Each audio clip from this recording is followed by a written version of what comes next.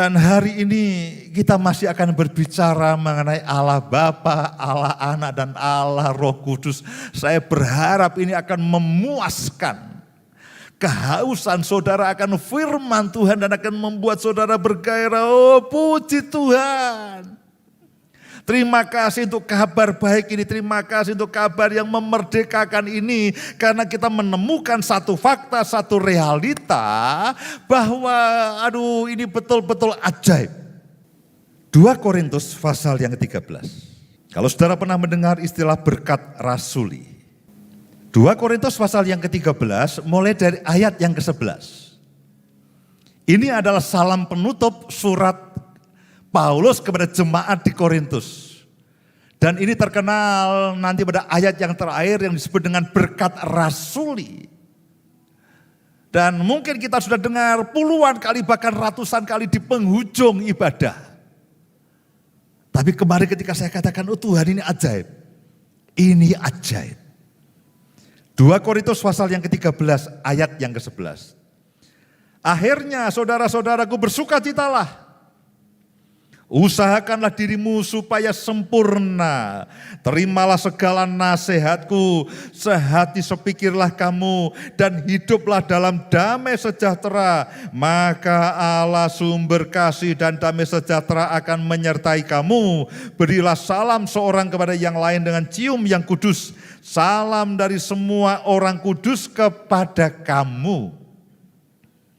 Dan ayat yang ke-14 ini merupakan ayat yang terakhir orang sebut dengan berkat rasuli.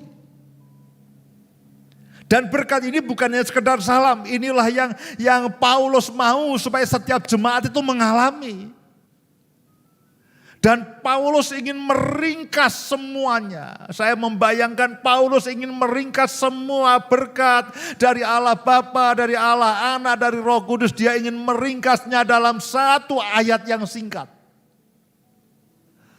Saya bisa membayangkan demikian banyak yang dia terima dari Tuhan. Oh, dikatakan dia berlimpah dengan kasih karunia. Paulus ini orang yang menerima banyak dari Tuhan. Baik secara berkat jasmani maupun secara pewahyuan. Dan ketika dia menulis surat kepada jemaat di Korintus. Ada kerinduan dari Roh Kudus. Ayat terakhir. Buat ringkasannya. Ayat terakhir. Buat satu kalimat yang bisa merangkai semuanya berkat Allah Bapa, berkat Allah Anak, dan berkat Roh Kudus. Dan ketika Paulus bertanya, Roh Kudus mengatakan tulislah. Dan itu akan menjadi berkat rasuli yang diucapkan oleh ribuan hamba Tuhan. Kepada jutaan umat Tuhan, kepada miliaran umat Tuhan. Dan mungkin karena itu di penghujung ibadah, mungkin karena kita itu di ujung pengibadah, orang tidak menyadarinya. Bahwa itu merupakan kesimpulan, itu merupakan ringkasan, itu merupakan intisari dari semuanya. Dikatakan begini, kasih karunia Tuhan Yesus Kristus. Kenapa Yesus yang pertama? Karena semuanya di dalam Kristus. Kasih karunia Tuhan Yesus Kristus dan kasih Allah dan persekutuan Roh Kudus menyertai kamu sekalian. Semua berkat dan semua yang dilakukan oleh Allah Tritunggal dikompres, dipadatkan di dalam satu ayat. Orang sebut ini berkat rasuli. Kasih karunia Tuhan Yesus Kristus dan kasih Allah dan persekutuan Roh Kudus menyertai kamu sekalian. Kasih karunia itu adalah pemberian cuma-cuma dari Allah. Pemberian cuma-cuma daripada Allah. Meskipun kita tidak layak, meskipun saya dan saudara tidak layak dan memang tidak pernah layak. Disinilah orang-orang legalistik tidak suka dan tidak terima. Oh Pak, harus ada yang kita lakukan supaya kita menerima kasih karunia. Tidak bisa, tidak ada satupun yang kita bisa lakukan untuk membuat kasih karunia itu turun. Karena itu kasih karunia pemberian cuma-cuma dari Tuhan kepada saya dan saudara dengan catatan saudara tidak pernah layak. Dan jangan mencoba untuk saudara melakukan sesuatu supaya saudara layak. Nah itu malah gak bisa. Saudara akan terjebak kepada legalistik dan terjebak kepada hukum Taurat. Melakukan sesuatu untuk sesuatu. Nah itu malah tidak pernah bisa. Karena tidak ada satupun perbuatan sempurna yang saudara dan saya bisa lakukan. Yang membuat kasih karunia, pemberian cuma-cuma daripada Allah itu turun ke atas saya dan saudara. Dan kasih karunia itu bicara semua yang Tuhan punya. Itu bicara mengenai belas kasihan Tuhan, bicara mengenai perkenanan Tuhan, bicara mengenai kehadiran Tuhan, bicara mengenai kemuliaan Tuhan, bicara mengenai kuasa Tuhan, bicara mengenai kasih Tuhan, bicara mengenai berkat Tuhan, bicara mengenai hadiah-hadiah yang Tuhan berikan kepada saya dan saudara. Dan itu semuanya adalah kasih karunia. Itu adalah pemberian yang cuma-cuma yang saudara tidak bisa gapai secara manusia.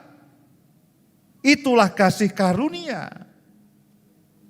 Dan kasih karunia itu datang bersama dengan Yesus.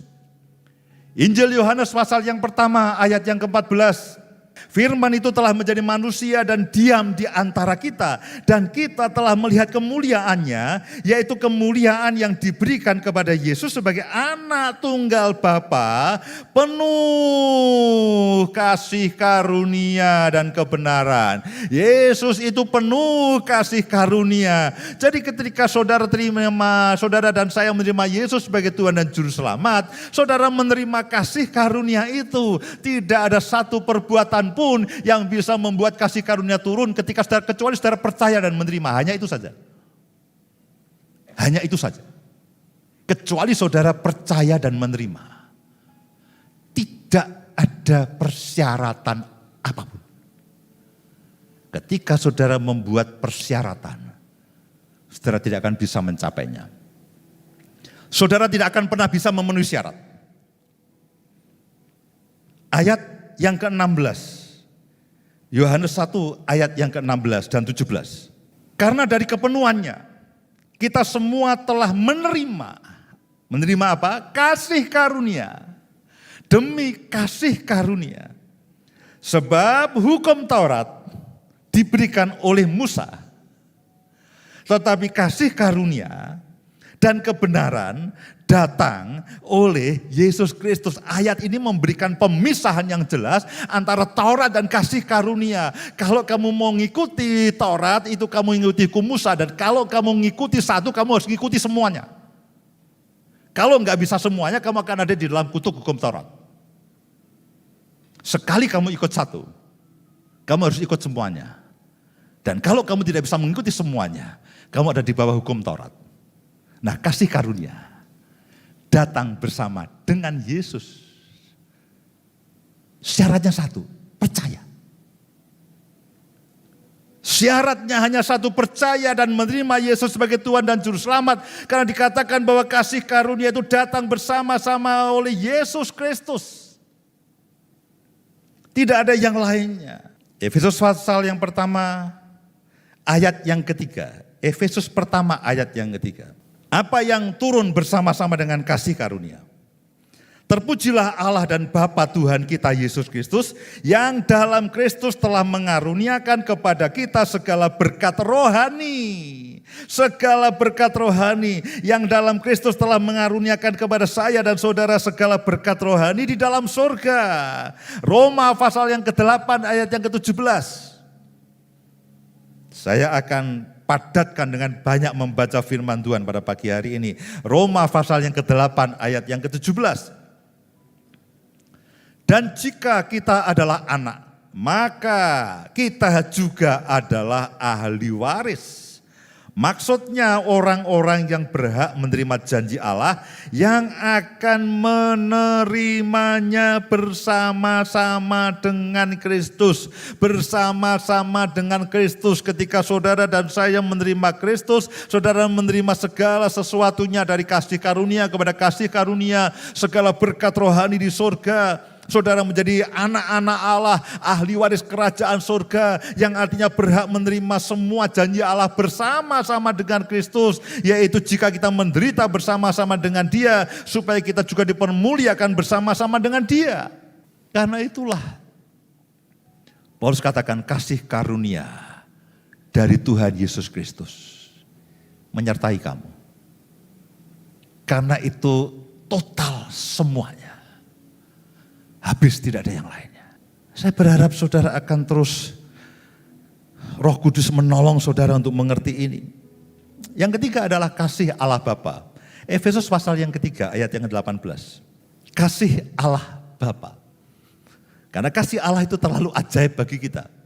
Bagaimana dia mengasihi dunia ini dan memberikan anaknya yang tunggal yang sangat dia kasihi. Supaya barang siapa yang percaya kepada dia itu jangan binasa dan beroleh keselamatan. Dia sangat mengasihi saya dan saudara sehingga dia bahkan merelakan Yesus mati di kayu salib. Itu terlalu ajaib. Bagaimana mungkin Allah itu menyerahkan anaknya yang tunggal bagi saya dan saudara. Oh, terlalu ajaib. Ada begitu banyak diskusi yang mencoba menyaksikan akan kasih Allah. Yang mencoba menurunkan derajat daripada kasih Allah itu. Karena itulah Paulus katakan dalam Efesus 3 ayat 18, aku berdoa supaya kamu bersama-sama dengan segala orang kudus dapat memahami betapa lebarnya, betapa panjangnya, betapa tingginya dan betapa dalamnya kasih Kristus. Dan dapat mengenal kasih itu sekalipun ia melampaui segala pengetahuan. Aku berdoa supaya kamu dipenuhi di seluruh kepenuhan Allah. Bagi dialah yang dapat melakukan jauh lebih banyak daripada yang kita doakan atau pikirkan, seperti yang ternyata dari kuasa yang bekerja di dalam kita. Ada kasih Allah yang jauh melebihi semua bayangan dan semua definisi apapun dan semua pengertian manusia. Tidak terdiskusikan. Saya membayangkan tidak ada satupun penjelasan, satupun diskusi yang bisa mendeskripsikan akan kasih Allah. Paulus katakan itu semua di luar akal manusia. Ada banyak pernyataan-pernyataan di dalam firman Tuhan yang terlalu aneh bagi kita. Terlalu aneh. Bagaimana dia memilih kita sebelum dunia dijadikan. Terlalu aneh. Loh, kok bisa, Pak? Bahkan kita belum jadi. Bahkan kita belum tahu kita akan terima Yesus atau tidak. Bahkan kita tidak tahu kapan kita terima Yesus. Ya kalau saya terima Yesus, kalau tidak. Diskusi itu tidak ada ujungnya. Loh, kok kamu bisa katakan sebelum dia dijadikan? Ya kalau saya mau, kalau tidak. Nah buktinya kalau kamu mau sekarang, akan sekarang. Dulu kan belum tahu.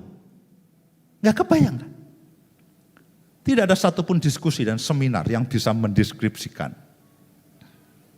Karena dikatakan ini melampaui segala akal manusia. Paulus katakan biarlah kasih Allah itu memenuhi hidup. Dan yang terakhir adalah persekutuan dengan Roh Kudus menyertai kamu sekalian. Jadi Roh Kudus itu teman sekutu kita, saudaraku.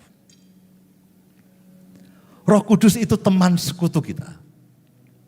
Saya membayangkan dia penolong yang aktif. Dia itu teman sekutu. Dia teman sekutu yang saya dan saudara harus makin hari itu makin menyadari kita ini punya teman sekutu namanya Roh Kudus. Roh Kudus inilah yang akan mengingatkan seluruh kebenaran yang Yesus pernah sampaikan. Roh Kudus inilah yang menolong dan menghibur saudara. Roh Kudus inilah yang dengan keberadaannya memberikan pada saudara roh yang takut akan Tuhan, roh pengenalan akan Tuhan, roh keperkasaan, semuanya. Roh Kudus inilah yang dengan buah rohnya terus berbuah-buah lewat saudara. Roh Kudus inilah yang dengan karunia-karunianya itu bekerja lewat saudara dan saya untuk melayani dia. Roh Kudus ini adalah teman sekutu. Artinya apa? Dalam setiap keadaan dan setiap situasi, saudara dan saya punya teman sekutu. Saudara tidak perlu sendirian dalam setiap situasi. Saudara punya teman diskusi. Saudara punya teman sepakat yaitu Roh Kudus. Saya berharap makin hari persekutuan saya dan saudara itu makin erat dengan Roh Kudus. Ada begitu banyak ayat yang pernah saya sampaikan. Dia akan menyertai saudara dan saya selama-lamanya. Dia menolong dalam segala kelemahan kita. Dia berdoa kepada Allah dengan keluhan-keluhan yang tidak terucapkan. Sesuai dengan kehendak Allah. Karena itulah Allah turut bekerja dalam segala sesuatu. Untuk mendatangkan kebaikan bagi saya dan saudara. Dan Roh Kudus ini aktif. Roh Kudus tidak pasif, saudaraku. Yang seringkali mengabaikan adalah saya dan saudara. Roh Kudus itu aktif. Kita, kalau saudara baca ya Kisah Para Rasul, itu seringkali ketika mereka sedang berdoa, Roh Kudus intervensi. Roh Kudus berbicara kepada mereka. Roh Kudus menolong mereka. Jadi Roh Kudus itu bukan roh yang cuman sedekap dan gini dan dia lakukan apa. Dia akan aktif memantau dan menolong saudara. Saudara boleh baca dalam Kisah Para Rasul dikatakan ketika mereka sedang berdoa, ketika sedang mereka berpuasa, lalu Roh Kudus menolong mereka, lalu Roh Kudus berbicara kepada mereka. 1 Korintus pasal yang kedua, ayat yang ke-9. Ini ayat ajaib. Saudara perhatikan, apa yang tidak pernah dilihat oleh mata, dan tidak pernah didengar oleh telinga, dan yang tidak pernah timbul dalam hati manusia, semua yang disediakan Allah untuk mereka yang mengasihi Dia. Syaratnya memang mengasihi Tuhan dan hidup dalam rencana Tuhan. Dalam hati kecil saudara katakan, Tuhan aku mau mengasihi engkau dan mau menyelesaikan rencanamu. Nah itu memberikan satu peluang, itu memberikan satu landasan, tuh Roh Kudus itu bekerja habis-habisan. Setiap kali saudara ke Tuhan, aku mengasihi engkau meskipun pada kenyataannya mungkin jatuh bangun. Aku mengasihi engkau dan aku mau menyelesaikan rencanamu dalam kehidupanmu. Meskipun pada kenyataannya mungkin saudara masih jatuh bangun. Tapi ucapan itu dan komitmen itu akan memberikan landasan dan pintu bagi Roh Kudus untuk menolong saya dan saudara tanpa batas. Ayat yang berikutnya, karena kepada kita Allah telah menyatakannya oleh Roh. Perhatikan baik-baik.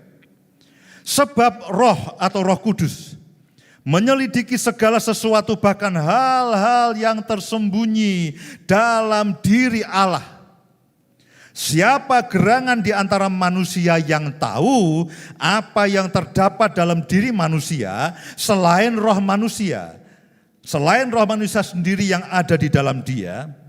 Demikian pula lah tidak ada orang yang tahu apa yang terdapat dalam diri Allah selain roh Kudus.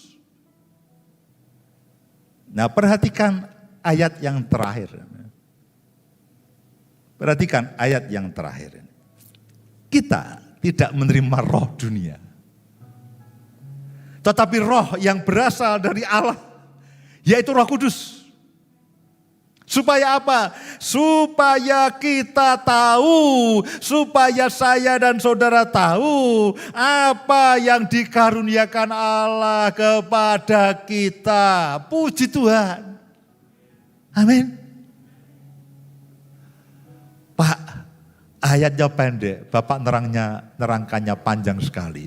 Ini bahkan belum selesai saudaraku. Tapi saya berharap saudara menangkap segala sesuatunya. Kasih karunia Yesus Kristus, kasih Allah Bapa, persekutuan dengan Roh Kudus. Dan Roh Kudus ini tahu apa yang ada di dalam pikiran Tuhan dan apa yang ada di dalam hati Tuhan. Dan Roh Kudus tahu persis apa yang Tuhan sediakan untuk saudara dan saya. Karena itu Paulus katakan persekutuan dengan Roh Kudus supaya saya dan saudara, oleh karena persekutuan dengan Roh Kudus yang erat ini, saya dan saudara tahu apa yang Tuhan sediakan bagi saya dan saudara. Pak, bagaimana dengan konspirasi global? Nanti dulu.